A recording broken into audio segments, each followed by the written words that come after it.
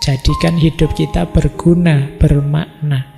Dari gengsi ke fungsi. Ayo pertimbangan membeli apa saja, kalau bisa ya fungsinya, bukan gengsinya. Bukan berarti tidak boleh beli merek ini, beli merek itu. Kalau memang yang paling efektif fungsional merek itu, tidak masalah. Kan awas salah paham ya dengan contoh. Assalamualaikum warahmatullahi wabarakatuh.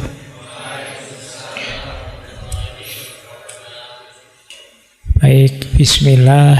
Mari kita mulai kajian kita, ngaji filsafat kita malam hari ini. Kita lanjutkan. Nah, di buku itu juga Veblen antara lain menguraikan kondisi konsumerisme kontemporer. Oh, ini lebih mengenaskan. Kontemporernya Veblen sebenarnya ya dekat saja dengan kita ternyata. Yang pertama, nanti ada 4 apa 5 ingat saya. Yang pertama yang dicermati Veblen apa? Domestikasi dan objektivasi perempuan. Ada istilah di buku itu trophy wife. Jadi perempuan itu dianggap sebagai semacam trofi. Jadi perempuan diposisikan sebagai bagian dari sistem simboliknya konsumsi. Mendapatkan perempuan, mungkin yang diinginkan, yang diidealkan, itu dianalogikan dengan tanda kesuksesan atau tanda kekayaan suaminya.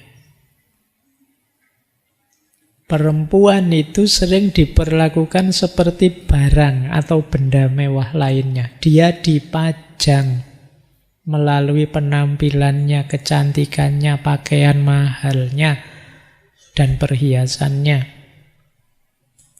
Termasuk misalnya perempuannya tidak boleh kerja, biar tampil saja di depan suami yang cantik, kalau keluar rumah biar bisa dipamerkan. Jadi ini perempuan sebagai trophy wife. Dapat perempuan yang diidamkan, mungkin perempuan dari kelas leisure juga, itu luar biasa. Tidak boleh kerja pokoknya, dandano saja yang cantik, biar orang-orang tahu betapa bahagianya jadi istriku. Jadi dia diposisikan sebagai simbol betapa suksesnya laki-laki. Sebagai simbol betapa hebatnya laki-laki, suaminya. Sebagai simbol betapa penyayangnya laki-laki yang itu suaminya. Ini perempuan as trophy wife. Ya. Jadi perempuan jadi objek saja di depan laki-laki. Oke, nanti yang sana tidak boleh marah ke saya ya. Saya cuma membacakan konsepnya Veblen ini. Yang kedua, fenomena konsumerisme yang berhubungan dengan perempuan, femininitas sekarang sering jadi komoditas. Dia jadi konsumsi publik. Citra perempuan yang feminin, lemah lembut, cantik, lembut, tidak kasar, ini kemudian dijadikan simbol komoditas yang memperkuat posisi sosial laki-laki di masyarakat. Ya, jadi ini kalau berhubungan dengan suaminya. Kalau berhubungan dengan produk, iklan-iklan hari ini lebih lagi. Coba dihitung ya sekali-sekali. Iklan produk itu berapa persen modelnya perempuan, berapa persen modelnya laki-laki. Jumlahnya mesti jauh lebih banyak perempuan. Kadang-kadang iklan motor pun, iklan mobil itu ya di depannya terus perempuan. Biasanya dengan baju yang minim sehingga padahal itu jualan mobil tapi kamu tidak melototi mobilnya. Dijadikan komoditas. Itu yang terjadi. Jadi dia jadi apa? Simbol konsumsi. Kemudian yang ketiga, femininitas tadi, yang kelembutannya, kecantikannya dan lain sebagainya. Kata Veblen, ternyata juga bukan pilihan bebasnya perempuan. Bukan karena perempuannya ingin, tapi perempuannya dibuat ingin. Beda ya. Ingin dengan dibuat ingin. Ada tekanan-tekanan sosial.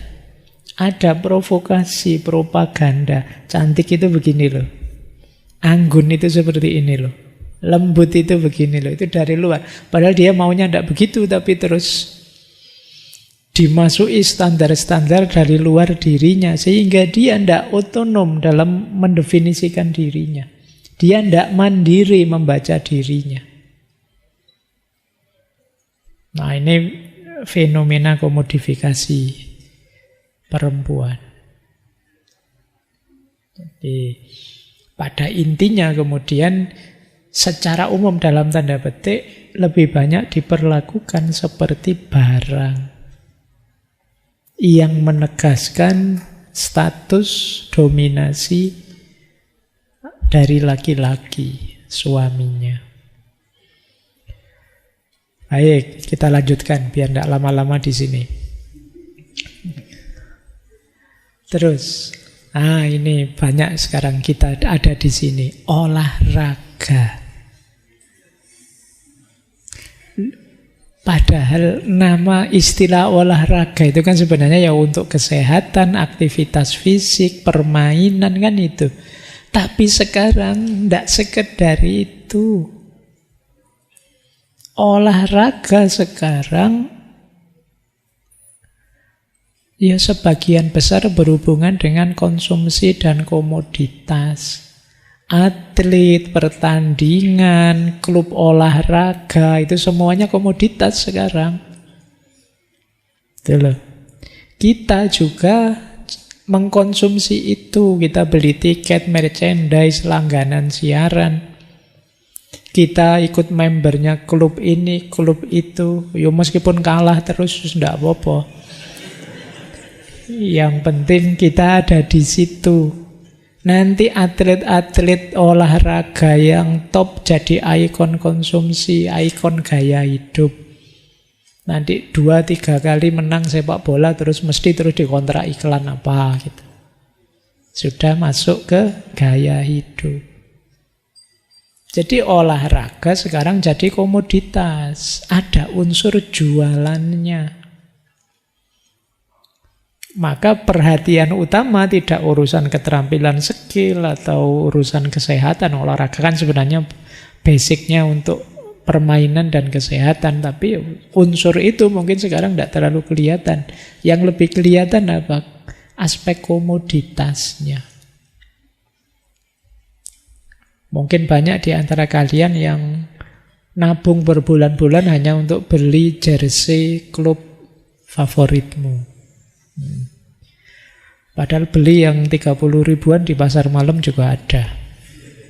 Tapi kan kamu tidak rela. Masa beli yang 30 ribu Pak? Ya yang asli lah Pak. Yang ori Pak. 500-an ribu ke atas lah Pak. Komoditas sekarang. Jadi kalian tidak hanya mengkonsumsi barang untuk kebutuhan di rumah. Olahraga pun sekarang jadi komoditas. Tidak hanya itu ya, olahraga juga hiburan kelas sekarang. Olahraga jadi pembeda kalian di kelas mana. Orang-orang kelas atas ya olahraganya golf, tenis, polo, layar, snorkeling saya bilang tadi. Ini olahraga-olahraga mahal. Tidak sembarangan kalian bisa. Golf itu kalian beli stick golfnya saja, itu bisa masa depanmu sampai S3. Tidak nyampe itu. Jadi seolah-olah itu olahraga, tapi sebenarnya memameri kamu, menegaskan padamu levelmu. Kalau ditanya, hobi olahragamu apa? Saya sepak bola, Pak. Yes, mending masih level. Begitu, hobi saya golf, Pak. Saya tiap malam minggu golf, Pak. Itu orang beda sudah. Mesti nganggap kelasmu tinggi. Jadi olahraga pun jadi pembeda kelas. Tidak sekedar urusan kebugaran. Apalagi olahraga polo itu. Wow, polo apalagi alatnya. Tenis lapangan. Wow, raketnya saja mungkin ratusan jutaan. Ya kan? Kalau kalian kan biasanya raketnya pakai raket yang itu bulu tangkis pakai entong, bulu tangkis pakai itu zaman kecil dulu begitu. Tapi sekarang tidak begitu, komoditas sudah dan hiburan kelas. Jadi konsumerisme hari ini masuk ke aspek komoditas sudah. Menargetkan kelasmu. Maka sekarang banyak konglomerat-konglomerat yang membelinya tidak membeli bola, tapi yang dibeli klub sepak bola. Ya kan? Oh, itu prestisnya jauh lebih tinggi. Nanti kalau kalian kaya kan mesti begitu. Wah, tak beli saja klub ini, nanti tak kontrak orang-orang paling keren di dunia sepak bola biar ada di situ semua. Kemudian mungkin tidak hanya sepak bola, sekarang voli juga mulai kelihatan. Bulu tangkis sejak lama sebenarnya, cuma ya sering kalah jadi jarang ditonton sekarang.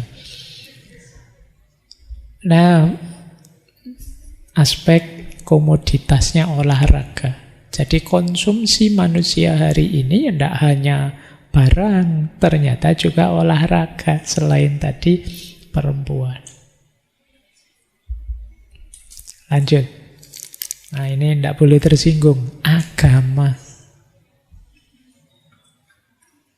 Agama juga sering dipakai orang yang beragama tentu saja sebagai penanda status sosial. Jangan dikira tidak ada hubungannya. Misalnya begini. Tindakan perilaku keagamaan. Apa? Nyumbang besar, pendirian tempat ibadah, korban. Ini menegaskan kelas loh. Levelmu mungkin korban misalnya ya korbannya kambing, itu pun yang kurus, yang murah. Tidak nyampe Pak biayanya untuk korban besar-besar. Tapi yang laser kelas tadi uangnya banyak. Yo, sapi yang paling besar, paling hebat, paling dagingnya paling berat. Ini bagian dari agama, sebenarnya ada unsur simbol status sosialnya. Kata Veblen. Saya kemarin, misalnya ini contoh ya, menyumbang masjid ini dengan uang sebesar sekian ratus juta. Misalnya, ini juga sebenarnya menegaskan bahwa betapa hebatnya aku, betapa tingginya aku. Ini juga menegaskan dari sisi agama pun kamu tidak level dengan saya. Saya itu sedekah ya paling banyak, kurban ya paling besar, haji tiap tahun, umroh tiap bulan. Kelasku itu, bukan kelasmu. Jadi agama kemudian jadi alat untuk membedakan kelas. Bahkan nanti di bukunya Veblen disebut kadang-kadang kelas laser itu semangat beragamanya tinggi, formalitas beragamanya tinggi. Sementara kelas-kelas bawah itu lebih populis saja beragama, ikut yang lain begitu saja. Jadi sehingga terus semakin jelas kelihatan. Saya loh tiap hari ke masjid dengan bawa sajadah paling mahal, baju koko paling mahal, sarung yang harganya 3 jutaan. Ini kan, kalau sarungnya kelas kita kan 60.000 dapat 2. Tapi kalau mereka itu sarungnya jutaan. Terus kalau sholat di belakang mereknya kelihatan itu. Jadi kamu sambil sholat itu sambil lihat mereknya sarungnya itu sambil batin level ini. Jadi agama jadi pembeda kelas. Dan kita sering tidak sadar itu. Ada lagi kata Veblen, kadang-kadang agama jadi sarana untuk konformitas sosial. Konformitas sosial itu dia melegitimasi praktek-praktek sosial tertentu, budaya-budaya tertentu. Bahkan yang kadang-kadang rasanya kok tidak pas ya, tidak cocok ya, seperti ketimpangan kelas, seperti perilaku terhadap gender tadi, perempuan. Itu kemudian agama yang mengkonfirmasi. Oh memang agama begitu kok misalnya.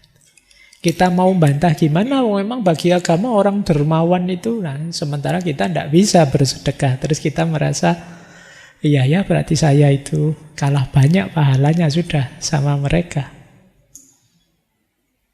Perilaku-perilaku terhadap perempuan tertentu kadang-kadang ya seperti tadi loh kan, yang ada banyak masalah dengan konsumsi perempuan, memposisikan perempuan dan lain sebagainya, itu kadang-kadang ya dicarikan dalilnya di agama. Kapan itu saya membaca ada cerita suami yang memukuli istrinya. Waktu dilaporkan ke polisi, dia alasannya, loh kenapa saya ditangkap? Ini saya menjalankan perintah agama. Karena kan ada ayat itu, kalau ada perempuan yang membantah suaminya, itu ya pertama dinasehati, fa'idhuhunna. Kalau dinasehati tidak bisa, wahjuruhunna, pisah kamar. Kalau tidak bisa ya wadribuhunna. Jadi boleh dipukul. Nah dia pokoknya dipotong bagian ini saja, terus dia mukuli istrinya, KDRT. Dan dia menganggap KDRT itu dilegalkan dengan dasar ayat tadi. Nah, ini yang disebut agama, ya dipotong saja sesuai kepentingannya untuk mengkonfirmasi kelakuannya. Nanti jangan-jangan tidak hanya ini, kan ada banyak kasus itu agama kita pakai untuk menjustifikasi, membenarkan perilaku kita, kelakuan kita. Jangan-jangan nanti partai kita nomor 1 terus kita pakai dalil kul huwallahu ahad. Ahad itu 1 ya, jadi harus milih. Jangan-jangan bisa begitu. Jadi, oke, ini kondisi ketiga, situasi konsumerisme. Tadi ada tentang perempuan, kemudian sebelumnya juga tentang olahraga, agama. Nah, sekarang norma-norma sosial. Norma sosial juga sering dipakai jadi alat untuk memisah kelas. Ini yang pantas, ini tidak pantas. Ini berkelas, ini deso, ini norak. Akhirnya tadi kita ingin niru saja yang dilakukan oleh kelas tinggi. Di situ saya kasih contoh ya, ini semoga tidak ada yang tersinggung. Misalnya undangan pernikahan mewah sekali. Saya sering dapat undangan pernikahan mewah itu. Seolah-olah kalau undangannya semewah itu, ini yang mengundang juga kelas tinggi loh. Itu kan kalau saya dapat itu kan mikirnya terus amplopnya berapa. Jadi dianggapnya kalau undangannya mewah, ini yang undang orang-orang yang sudah sukses, yang levelnya sudah tinggi. Ini contoh sederhana sih. Bisa pas, bisa tidak. Cuma ini contoh saja. Yang kadang-kadang terlalu banyak biaya untuk itu, eman-eman. Ya kalau kelas tertentu sih wajar saja pesan semahal itu, tapi kalau kelas yang levelnya tidak di situ, kemudian memaksakan diri ke situ, terus jadi masalah. Atau sekolah elit.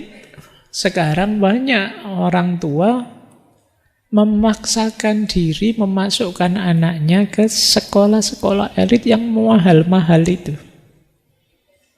Alasannya, yang lebih unggul Pak, lebih berkualitas Pak. Padahal mungkin urusan kualitas dan keunggulan mungkin so-so saja lah, imbang-imbang saja dengan sekolah-sekolah biasa yang lain. Tapi secara umum lebih ke gengsi kadang-kadang. Anaknya sekolah di mana, Bu? Sekolah di sini. Itu kalau sekolahnya unggulan kelas tinggi kan ceritanya dengan bangga. Seolah-olah dengan sekolah di situ kelasku sudah tinggi. Ya sebenarnya haknya tiap orang sih menyekolahkan anaknya di mana. Cuma di sini maksudnya logikanya ayo dibereskan. Apa memang harus di situ yang terbaik? Apa tidak ada sekolah lain yang lebih di level kita yang harganya setara? Jangan-jangan kena penyakit pecuniary emulation tadi. Kita hanya ingin disebut levelnya sudah tinggi. Atau fashion. Fashion ini tidak ada habisnya sudah. Tiap bulan mungkin tiap minggu ada yang baru. Jadi kadang-kadang kita mengikuti norma tertentu bukan karena kita tahu itu baik, tapi kita nganggap ini berkelas loh, ini level tinggi loh. Kita tidak ingin disebut norak, kita tidak ingin disebut deso. Dan itu masalah bagi Veblen. Ini nanti akan terjadi pemborosan yang luar biasa dalam hidup kita. Maka kata Veblen, hati-hati, leser kelas ini wataknya konservatif. Dia ingin status quo saja. Status quo berarti kondisi sosial jangan berubah-berubah. Kenapa dia ingin begitu? Karena dia sedang enak. Karena dia sedang nyaman. Kalau kondisi sosial berubah, khawatirnya kenyamanan dia terusik. Maka perjuangan untuk mempertahankan status quo itu biasanya banyak didukung oleh kelompok leisure class. Yang mereka sekarang sedang mendapatkan kenyamanan. Perubahan-perubahan, meskipun ini kemajuan loh, ini mereka tidak akan setuju. Mereka ingin sistem lama tetap jalan, karena di sistem lama saya untung. Jadi mereka tidak punya ambisi untuk melakukan perubahan sosial. Yuk kita membuat masyarakat lebih adil, lebih rasional. Mereka tidak akan terlalu suka itu. Kenapa? Mereka sudah enak dengan situasi saat ini. Itulah kenapa kata Veblen kelompok leisure kelas ini inginnya konservativisme. Ingin menjaga situasi seperti saat ini saja, status quo. Baik, akhirnya masyarakat tidak jadi maju. Sulit sekali terjadi perubahan di tengah masyarakat. Kata Veblen, orang yang sangat miskin dan semua orang yang energinya sepenuhnya diserap oleh perjuangan untuk bertahan hidup sehari-hari adalah konservatif. Karena mereka tidak mampu memikirkan hari esok. Sama seperti orang-orang yang sangat makmur adalah konservatif. Karena mereka memiliki sedikit alasan untuk tidak puas dengan situasi seperti saat ini. Jadi sebenarnya ini quotes dari Veblen ini ingin menunjukkan bahwa perubahan sosial itu tidak gampang. Perkembangan itu tidak gampang. Kenapa? Orang miskin waktunya habis untuk bertahan hidup.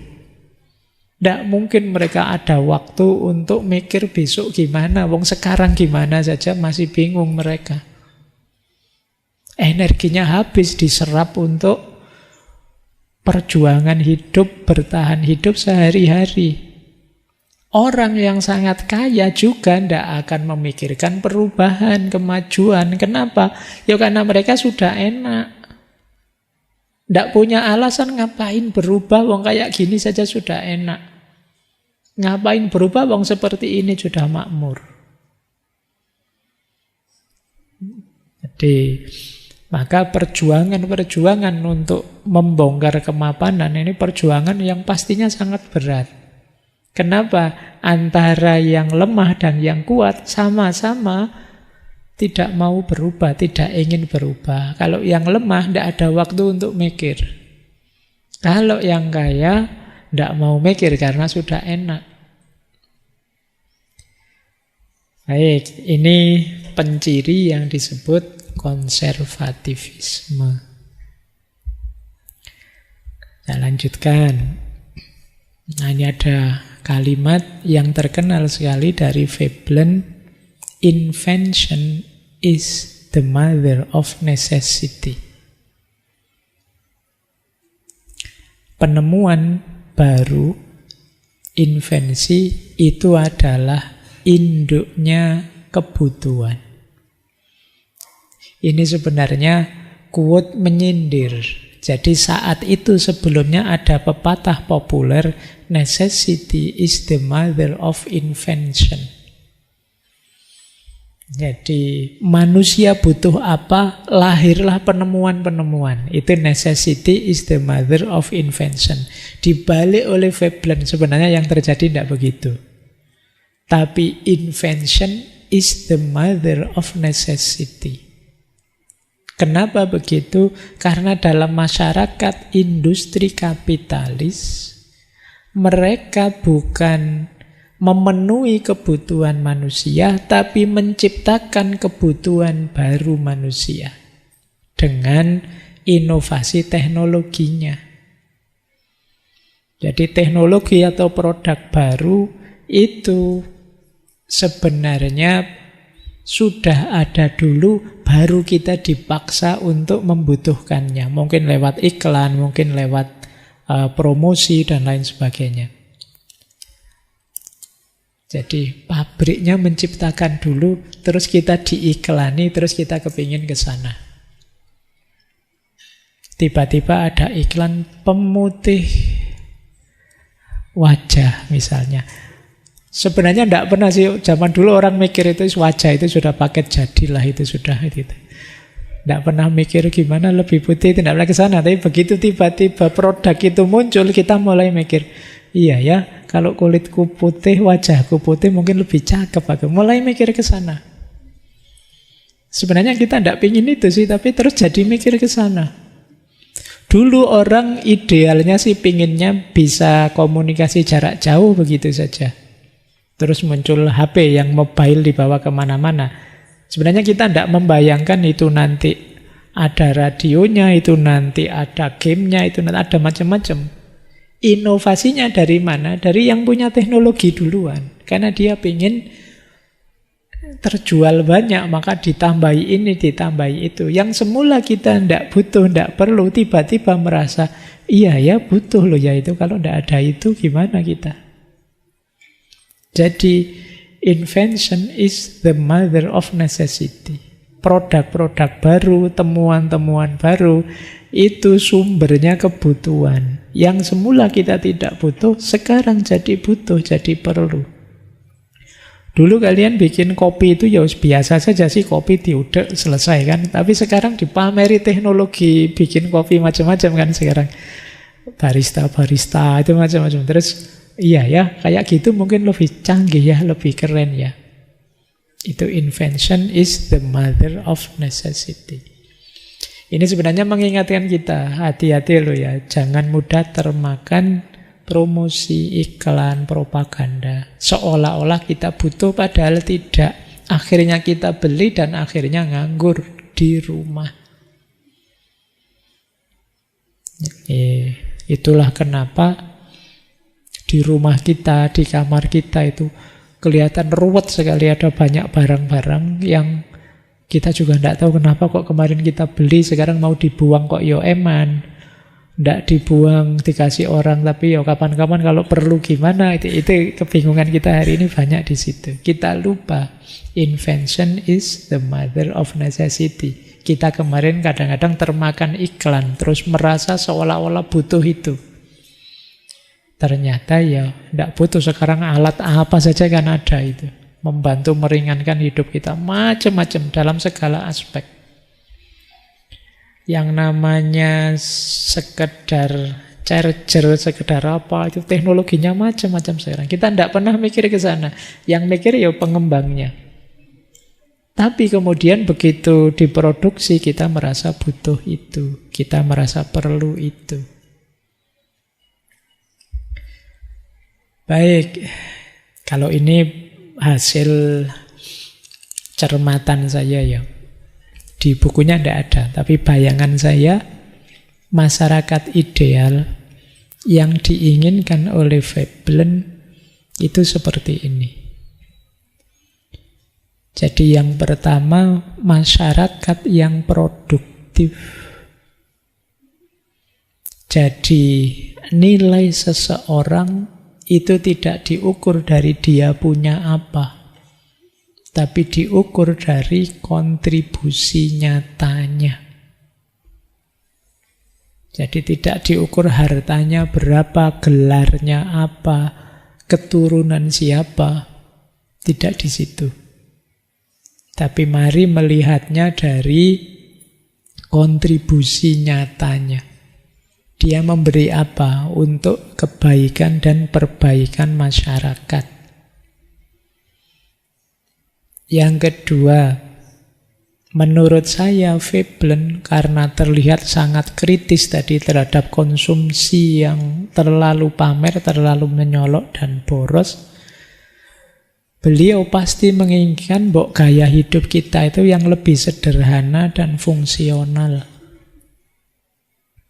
Kalau memang tidak perlu dan tidak penting, ya tidak harus kemudian kita memboroskan sumber daya kita untuk memilikinya. Yang ketiga, di salah satu buku beliau yang judulnya The Engineers and the Price System, beliau menyebut masyarakat harus dipimpin oleh para insinyur, ilmuwan, teknokrat, bukan kapitalis, aristokrat, atau pemilik modal yang tidak produktif. Jadi ya karena kalau dari leisure class yang tidak terbiasa bekerja, ya begitu harus bekerja, apalagi melayani masyarakat, pasti akan sulit. Jadi Veblen membayangkan ada sistem ekonomi yang terencana secara rasional, efisien, sesuai kebutuhan masyarakat. Dan ini perlu para pemikir, perlu teknokrat ilmuwan, bukan para pemilik modal atau kapitalis. Kemudian dari banyak uraiannya, beliau sebenarnya ingin masyarakat itu lebih egaliter.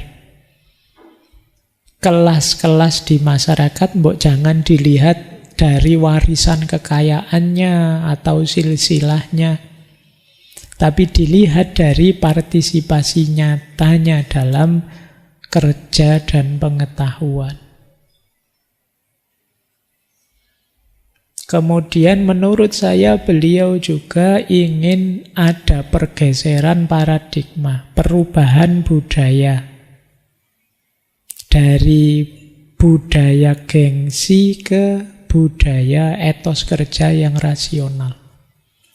Dari hidup untuk dipamerkan menuju hidup untuk memberi kontribusi.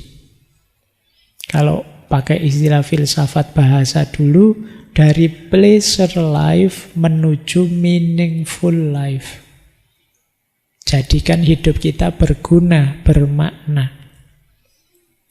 Dari gengsi ke fungsi. Ayo pertimbangan membeli apa saja, kalau bisa ya fungsinya, bukan gengsinya. Bukan berarti tidak boleh beli merek ini, beli merek itu. Kalau memang yang paling efektif fungsional merek itu, tidak masalah. Jadi kan awas salah paham ya dengan contoh-contoh di depan tadi. Bukan berarti tidak boleh, Pak, saya itu beli merek yang agak murah bisa Pak, tapi jatuhnya jadi agak boros Pak, karena nanti sekian bulan sudah harus ganti, sudah rusak, makanya saya beli ini. Tidak masalah, berarti itu pertimbangannya fungsi. Yang tidak boleh apa? Pertimbangan gengsi. Pertimbangan gengsi itu kita tidak tahu efektivitas fungsinya. Yang penting yang sekarang tren ini ya Pak, yang sekarang dianggap berkelas ini ya Pak, itu namanya pertimbangan gengsi.